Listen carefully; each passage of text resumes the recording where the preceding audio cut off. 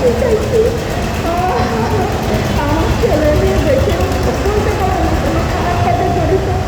এই ঘটনাগুলো মোহাম্মদ রবিউল শেখ আর মোহাম্মদ মামুন কবির এরা ষড়যন্ত্র করে আমার বাচ্চাটাকে শুধু কালকে মারার জন্য আসছে।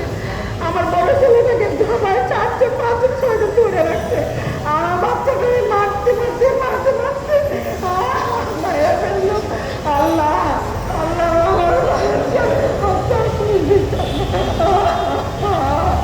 আমি আমার মুখে ধরতেছে, আমার মুখে ধরতেছে।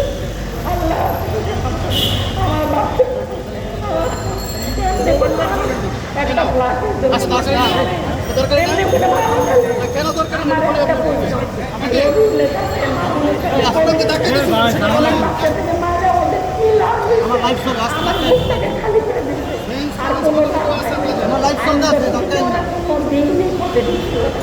ওরা কোনো দিন করতে পারছে না। আমরা কোনো দিন অন্যায়ভাবে কিছু করি নাই।